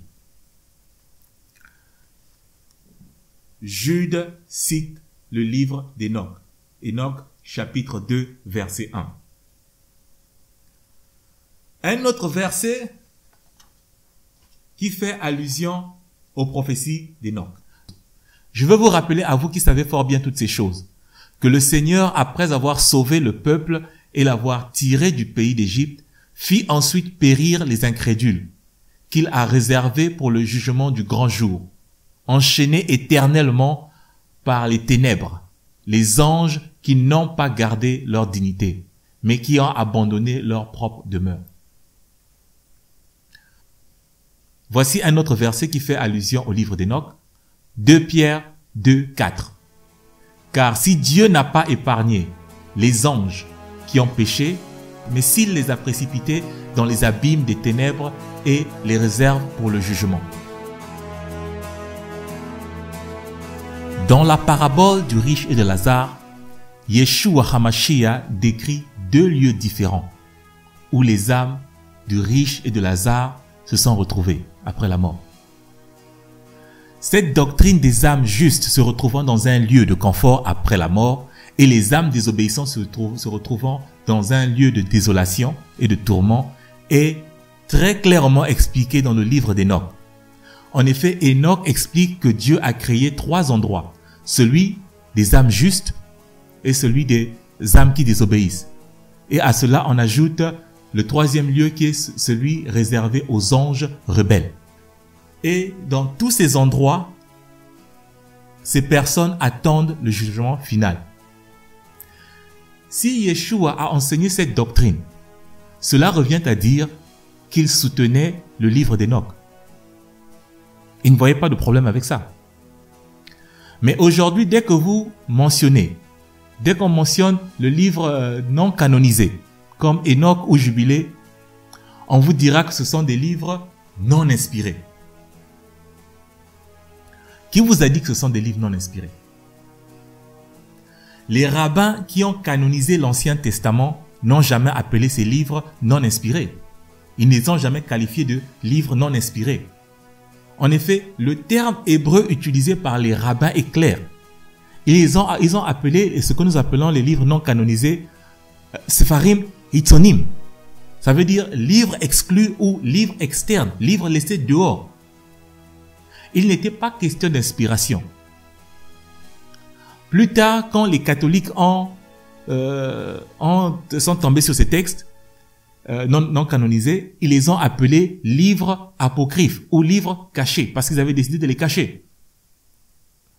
Ce n'est qu'après la réformation protestante du XVIe siècle que le terme livre non inspiré est apparu.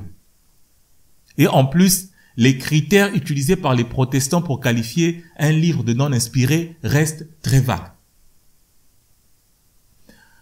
Je répète, il n'était pas question d'inspiration quand les rabbins choisissaient les livres qui devaient constituer ce que nous appelons Ancien Testament. Ils ont choisi les livres en fonction des critères qui étaient avantageux pour leur doctrine. Les seuls livres qu'ils ne pouvaient pas toucher, c'était les 5 livres de Moïse, la Torah. Pour le reste, tout livre qui s'opposait à leur doctrine était mis de côté. Il y avait des critères tels que tout livre qui parle d'un calendrier de 360 jours, qui fait référence de manière directe ou indirecte de 364 jours, devait être écarté. Car les rabbins avaient déjà imposé le calendrier lunaire. Tout livre qui parlait de la transmission de la connaissance de la Torah par les Lévites était écarté.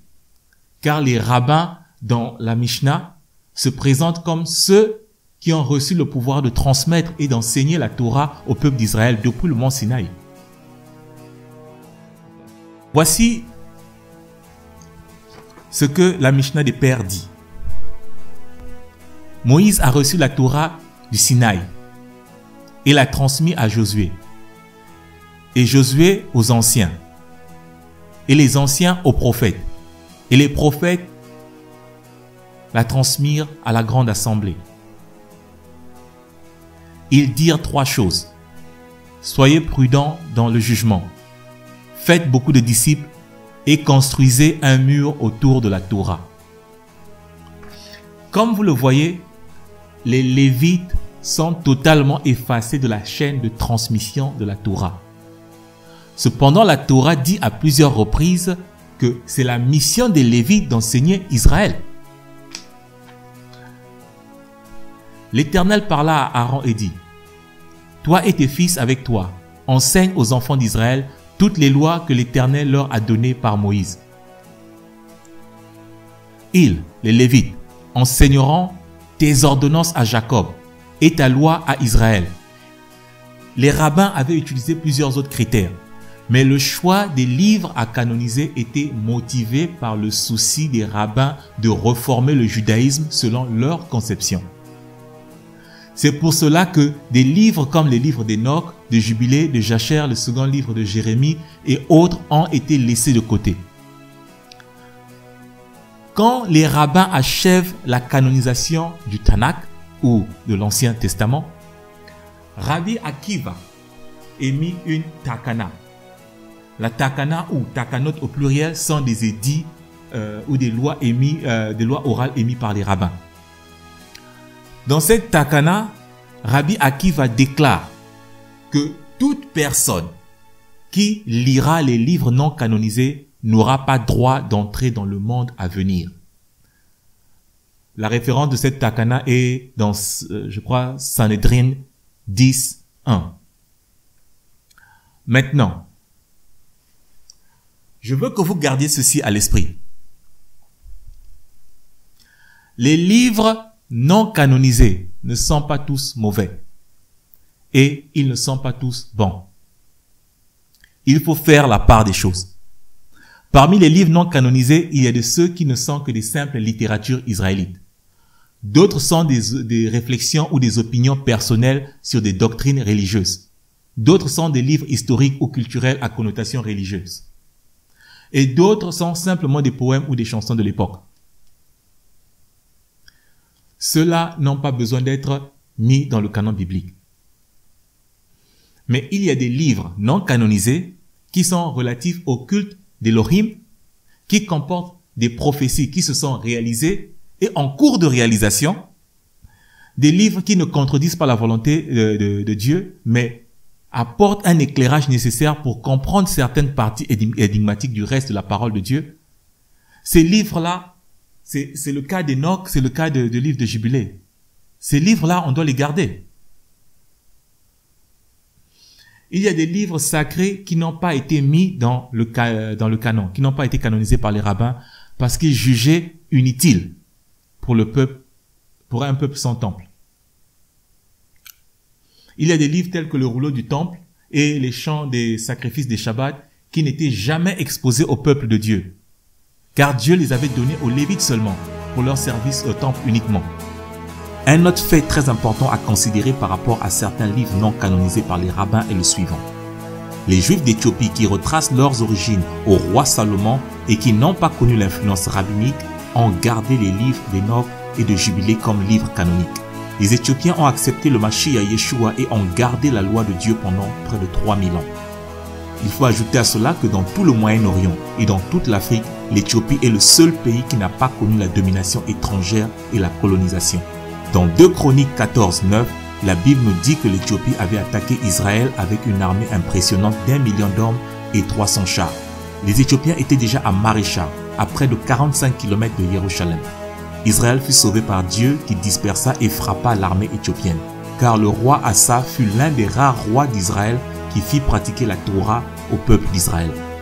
Dès qu'il invoqua Yahuwah Dieu, l'armée éthiopienne s'enfuit et fut détruite. Donc l'Éthiopie n'était pas un petit pays. Les Égyptiens, les Grecs et les Romains se sont arrêtés aux portes de l'Éthiopie et n'ont jamais pu l'envahir. Les musulmans, depuis le 8e siècle jusqu'au 14e siècle, se sont cassés la figure à essayer d'envahir l'Éthiopie. Au 16e siècle, les Portugais arrivèrent en Éthiopie avec des prêtres jésuites pour coloniser l'Éthiopie et s'emparer de ses routes marchandes. Les Portugais furent expulsés et les prêtres jésuites qui commençaient à répandre le catholicisme furent tués, car les doctrines du catholicisme étaient opposées aux doctrines que les apôtres de Yeshua, Matthieu, Simon le Zélote et Philippe avaient enseignées aux Éthiopiens durant leur voyage missionnaire en Afrique. Au XVIIIe siècle, l'armée italienne fut humiliée lorsqu'elle tenta d'envahir l'Éthiopie. Récemment, en 1936, les forces armées italiennes sous le commandement de Benito Mussolini furent humiliées une deuxième fois par l'armée éthiopienne. Maintenant, nous avons un peuple qui réclame qu'ils ont reçu la Torah et les anciens livres des prophètes des mains du roi Salomon. Et ils ont continué à se ressourcer en documentation en Israël. Les Éthiopiens ont collecté les livres qui étaient communément utilisés en Israël depuis le temps du roi Salomon. Nous avons dans le Nouveau Testament l'exemple de l'eunuque éthiopien qui, après avoir célébré la Pâque et Shavuot, rentre en Éthiopie en lisant Ésaïe. Donc, le peuple éthiopien, pendant des millénaires, s'est battu contre les influences militaires, culturelles, religieuses, coloniales et impériales de toutes sortes de puissances étrangères. Et ils ont survécu. Je crois que nous devons avoir la décence de considérer à un certain degré que le canon biblique éthiopien est très proche de celui de l'Israël biblique sous la conduite des fils de Tzadok. Les copies des livres bibliques des Éthiopiens ne pouvaient venir que du temple de Jérusalem. Car à cette époque, on n'achetait pas ce genre d'ouvrage dans les marchés. Voyons rapidement ce que dit le livre de Jubilé sur le calendrier. Et toi, commande aux enfants d'Israël qu'ils observent les années conformément à ce compte de 364 jours. Et cela constituera une année complète et ils ne décaleront pas son temps de ses jours et de ses fêtes, car toute chose s'accordera avec cela selon leur témoignage. Et ils ne négligeront aucun jour, ni ne décaleront aucune fête. Jubilé 6, 32. Car ils sont ceux qui feront assurément des observations de la lune, comme elle influe sur les saisons et vient d'année en année 10 jours plus tôt.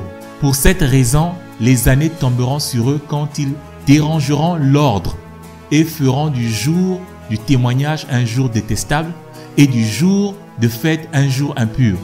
Et ils confondront les jours au complet, le sacré avec l'impur et le jour impur avec le sacré. Car ils iront faussement pour les mois et les repos, et les fêtes et les jubilés aussi. Jubilé 6, 36, 37. Dans Jubilé 2, 9, on lit: Et Elohim appointa le soleil pour être un grand signe sur les jours de la terre, et pour les repos, et pour les mois, et pour les fêtes, et pour les années, et pour les repos des années, et pour les jubilés, et pour toutes les saisons des années. Ceci prouve bien que pour les pharisiens, garder un livre pareil était contre tout ce qu'ils avaient érigé comme système de croyance. Cela allait totalement contre le judaïsme tel que reformé par les pharisiens.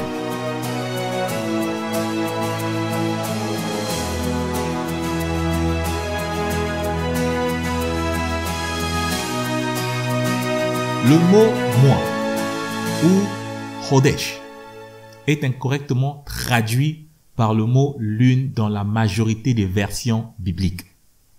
Presque partout dans votre Bible où l'on a écrit « lune » ou « nouvelle lune », la traduction correcte est « mois » ou « nouveau mois » ou « nouveau cycle de mois. Le mot « chodesh » veut dire « le mois » et non la lune. Le mot hébreu pour lune, c'est Yahat. À cause de cette mauvaise traduction du mot Chodesh en lune, beaucoup de personnes ont été conduites à croire au calendrier lunaire rabbinique, y compris moi-même. Quand l'apôtre Paul dit aux Colossiens que personne donc ne vous juge au sujet du boire, ou du manger, ou d'une fête, ou d'une nouvelle lune, ou des Shabbats, Le terme traduit ici par nouvelle lune est Néomena. Néo veut dire nouveau. Et le mot Mena veut dire mois. Dans Colossiens, Paul dit en fait que personne ne vous juge au sujet d'une fête ou des nouveaux mois. Si Paul voulait dire nouvelle lune, il aurait utilisé le mot séléné. En grec, séléné veut dire lune. Mais Paul utilise le mot Mena. Donc mois. Et le livre de Jubilé nous enseigne que ce que nous appelons nouveau mois, ou ce dont la Bible parle lorsqu'on dit le nouveau mois, ce sont les débuts ce sont pas les débuts de chaque mois, mais ce sont les débuts des premiers mois de chaque trimestre de l'année. Il y a 4 nouveaux mois, 4 trimestres dans l'année. Au premier mois, au 4e mois, au 7e mois et au 10e mois. Cela étant dit, plusieurs personnes utilisent Psaume 104, 19, à tort et à travers, pour dire que la Bible recommande l'utilisation du calendrier lunaire. Je tiens à signaler que dans Psaume 104, le mot lune est correctement traduit. Il a fait la lune pour marquer les temps.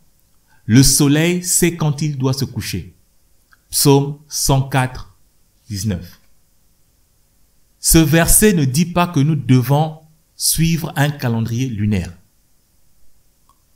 Le psaume dit, il a fait la lune pour marquer les temps. Il nous faut remettre ce verset dans son contexte pour savoir de quel temps ou saison s'agit-il. Le mot temps ici peut être traduit par saison. Le mot hébreu utilisé pour temps ou saison est moadé. Le mot moadé seul ne veut pas dire fête biblique ou sainte convocation. Il faut corriger cette façon de voir. En fait, la Bible utilise l'expression hébreu Mikrae Kodesh ou Moadé Kodesh pour désigner les saintes convocations de l'Éternel. Et la Bible utilise le mot Hag ou Hagag pour désigner les fêtes. Retenez donc que Moadé désigne une saison. Le jour est une saison. La nuit est une saison. La semaine, le mois, l'année, le jubilé sont tous des saisons. Maintenant, voyons dans le contexte de Psaume 104, 19, de quelle saison s'agit-il? Pour avoir le contexte de ce verset, il faut lire au-delà du verset 19. Il a fait la lune pour marquer les temps. Le soleil sait quand il doit se coucher. Tu amènes les ténèbres, et il est nuit. Alors tous les animaux des forêts sont en mouvement. Les lionceaux rugissent après la proie et demandent à Dieu leur nourriture. Le soleil se lève, ils se retirent et se couchent dans leur tanière. L'homme sort pour se rendre à son ouvrage et à son travail jusqu'au soir. Comprenez bien que ce psaume est écrit avec une espèce de rime hébraïque. Si vous faites bien attention, vous verrez que le temps ou la saison attribuée à la lune, c'est la nuit, quand le soleil se couche et qu'il fait nuit.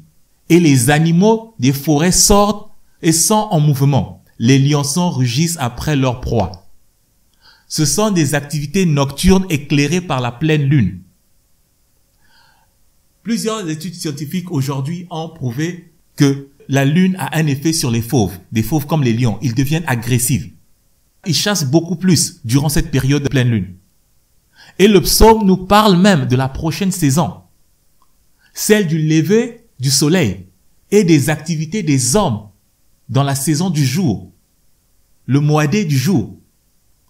Ce que le psalmiste est en train de dire ici, c'est que la lune est faite pour les saisons de la nuit et les saisons de prédation pour les animaux, le moment où les animaux sortent de leur tanière pour chasser. Et le psalmiste fait un contraste en disant que la saison du jour est pour l'homme. Lorsque les animaux repartent dans leur tanière, et que l'homme sort pour travailler.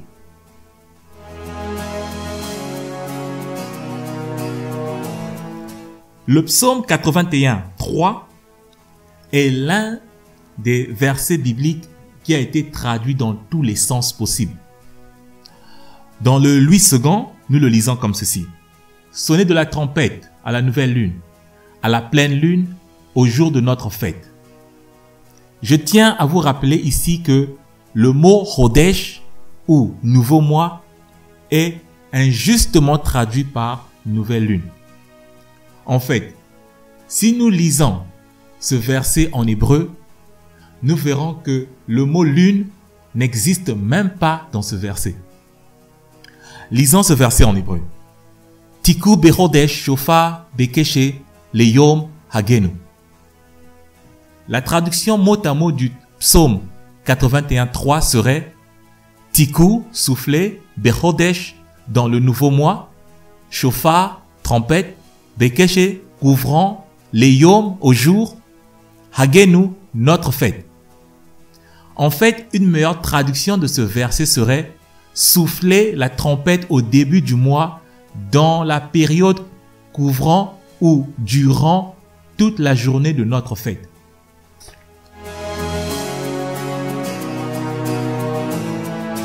Une autre preuve que le calendrier lunaire rabbinique n'était pas utilisé au temps du roi David est la suivante. David lui répondit, « Voici, demain c'est la nouvelle lune, nouveau mois, et je devrais m'asseoir avec le roi pour manger. » 1 Samuel 24. Jonathan lui dit, « C'est demain la nouvelle lune, ou nouveau mois. On remarquera ton absence, car ta place sera vide. » 1 Samuel 20, 18.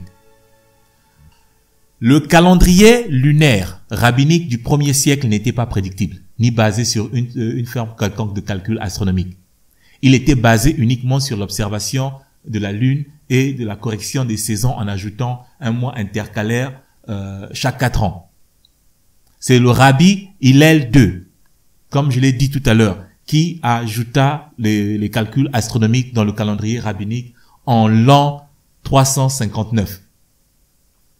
Ce que je veux dire, c'est que c'est impossible d'affirmer avec certitude que la lune sera visible à l'œil humain demain ou après-demain. Car il peut y avoir des nuages ou la pluie ou toutes sortes d'intempéries le jour où le croissant lunaire est prévu paraître.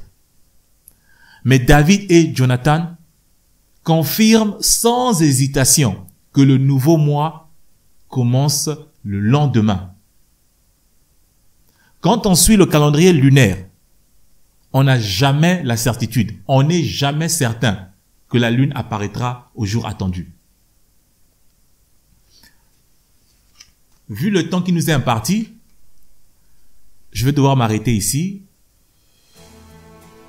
La prochaine fois que quelqu'un vous demande quelle date sommes-nous, demandez-lui selon quel calendrier. Et merci d'avoir écouté. Y a-t-il des questions?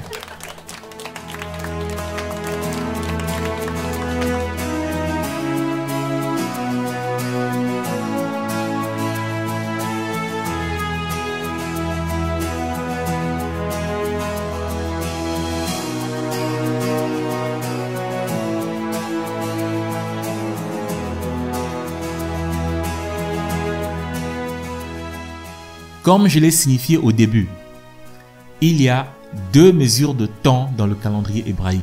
Le temps universel ou les Merkavot Hashamayim qui compte 360 jours l'année et le temps de l'alliance ou les Moadé Dro qui comporte 364 jours. Dans Genèse 1, il s'agit du temps universel. Les astres sont utilisés individuellement de plusieurs manières pour donner la notion de temps aux hommes de manière universelle. Par exemple, dans la Bible, on voit que la nuit est divisée en 4 tours de veille. Ceci est déduit par la position des étoiles durant la nuit. La journée est une saison aussi, ou Moadé, qui est déterminée par la présence du soleil seul. Genèse 1 ne dit pas qu'il faut qu'il y ait une harmonie entre le soleil, la lune et les étoiles pour déterminer le temps. Genèse 1 parle des astres de manière générale pour déterminer les saisons. Dans la Bible, quand on parle de Moadim, c'est un terme générique. Mais lorsqu'on veut parler du calendrier des 5 convocations, on utilise le terme Mikrae, Kodesh, pour désigner les assemblées solennelles, on utilise le terme Atzara. Mais dans Genèse 1, lorsqu'on parle de Moadim, ce ne sont pas obligatoirement les fêtes bibliques seulement, mais tout ce qui peut servir de repère temporel à l'humanité, y compris les fêtes bibliques bien sûr. C'est un terme générique comme je l'ai dit. Voici un exemple d'application du temps universel. Dans la majorité des pays d'Afrique centrale, d'où je suis issu, les mois sont déterminés par la lune. La nouvelle lune correspond au début du mois. Et l'année est indirectement déterminée par le soleil. En effet, l'année est déterminée par le cycle de pluie. Ce sont les pluies qui rythment le cycle agricole. Donc, ça c'est ce qu'on appelle Merkavot Hashamayim, donné à tous les peuples.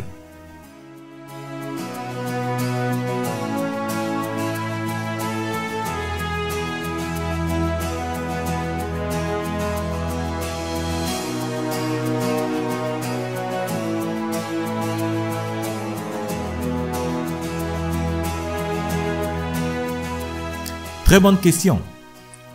À Qumran, on a retrouvé des livres en plusieurs exemplaires.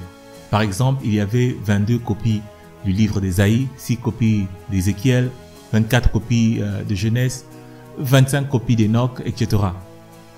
Toutes ces copies des livres retrouvés à Qumran ne sont pas identiques. Par exemple, sur les 22 copies du livre d'Ésaïe, il n'y a qu'une poignée de copies qui sont identiques au livre d'Ésaïe que nous avons dans nos Bibles. Les autres copies sont différentes les unes des autres. Pourquoi cela? Les scribes s'efforçaient à adapter les textes au langage couramment utilisé par le peuple pour des besoins de compréhension. Le langage des Israélites évoluait et les locations géographiques changeaient constamment à cause des conquêtes militaires. Les scribes gardaient les vieilles copies des générations antérieures et écrivaient des nouvelles copies compréhensibles pour la génération de leurs contemporains. Maintenant, puisque vous parlez de Dan, voici un texte de la Torah qui mentionne le territoire de Dan avant même que le nom d'Abraham soit changé. Et avant même que Isaac, le père de Jacob et le père de Dan, ne soient nés. Dès que Abraham eut appris que son frère avait été fait prisonnier, il arma 308 de ses plus braves serviteurs, nés dans sa maison. Et il poursuivit les rois jusqu'à Dan. Genèse 14, 14. Qu'en pensez-vous? Devons-nous douter maintenant de l'authenticité du livre de Genèse? Ou devons-nous comprendre que les scribes avaient adapté le nom géographique de Dan pour la compréhension des lecteurs de cette époque? Parce que ce que vous appliquez au livre d'Enoch, vous devez l'appliquer aussi pour le reste de la Bible. Et je peux vous montrer plusieurs passages de la Bible avec ce genre d'anachronisme. Toujours dans la même logique. La lettre J de l'alphabet, par exemple, a été inventée au XVIe siècle.